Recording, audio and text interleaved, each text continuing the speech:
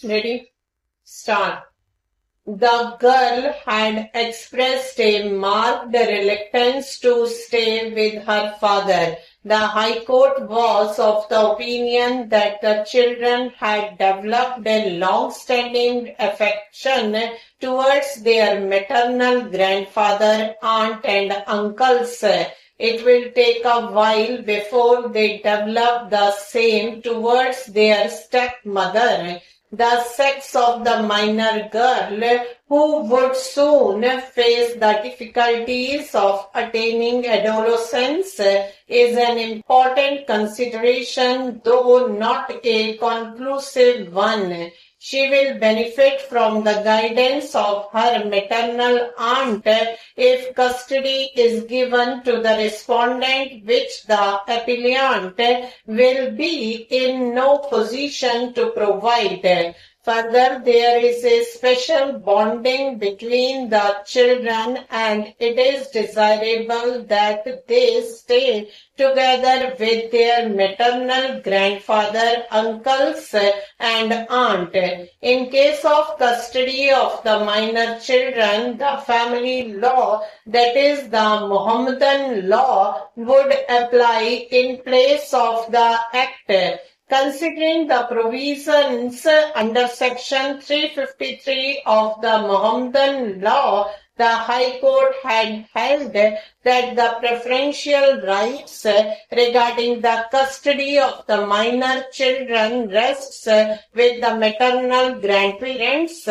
After making a doubtful proposition that in case of a conflict between personal law and welfare of the children, the former shall prevail, the High Court held that in the case at hand there is no such conflict. For the reasons aforementioned, the High Court by its impugned order set aside the order of the Family Court, Bangalore, which vacated the interim injunction issued against the appellant. It is this order of the High Court which is challenged before us by way of special leave petition, which on grant of leave has been heard by us in the presence of the learned counsel appearing on behalf of the parties. It was the contention of the appellant before us that the Act will apply to the present case because there is a conflict between the preferential guardian in Mohammedan law and the Act. It was pointed out that while deciding the custody of the minor children, the welfare of the children had to be taken into consideration and that it was guaranteed by the Act. They have placed their reliance on a case of Rajasthan.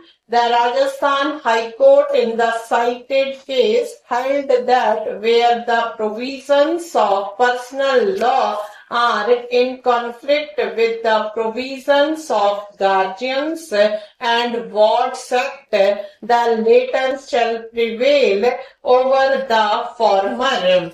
Relying on the case, it was contended by the learned counsel for the appellant that there is a presumption that parents will be able to exercise good care in the welfare of their children. It was argued by the learned counsel on behalf of respondents that the impugned order warrants no interference. Before passing the impugned order, the learned judge had spent over 1 hour with the children to ascertain their preferences.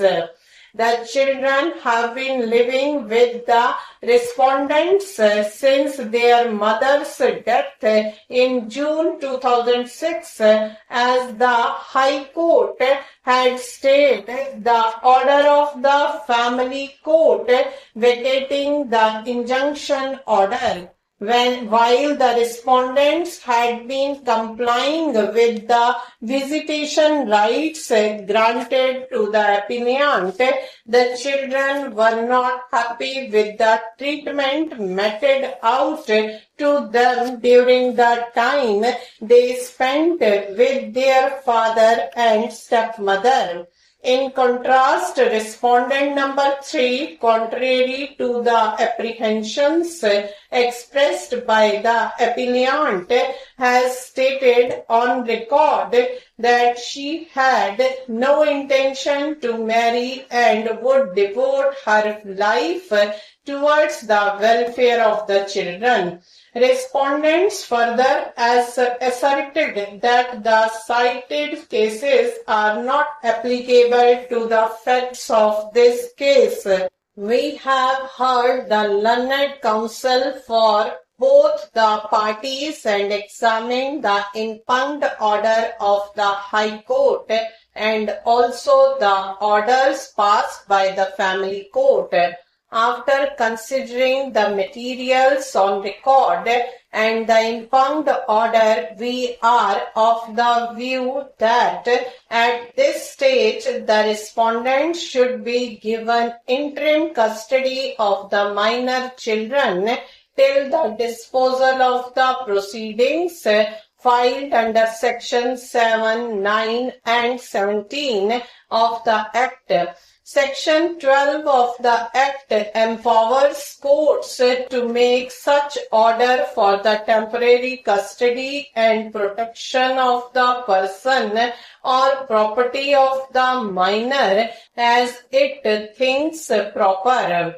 In matters of custody as well settled by judicial precedents, welfare of the children is the sole and single yardstick by which the court shall assess the comparative merit of the parties contesting for custody. This court had observed in this decision that custody orders by their nature can never be final.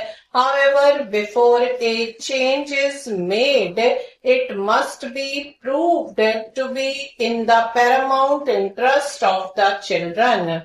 In that decision, while granting interim custody to the father as against the maternal grandparents, this court held that the division bench appears to have lost sight of the factual position. Stop.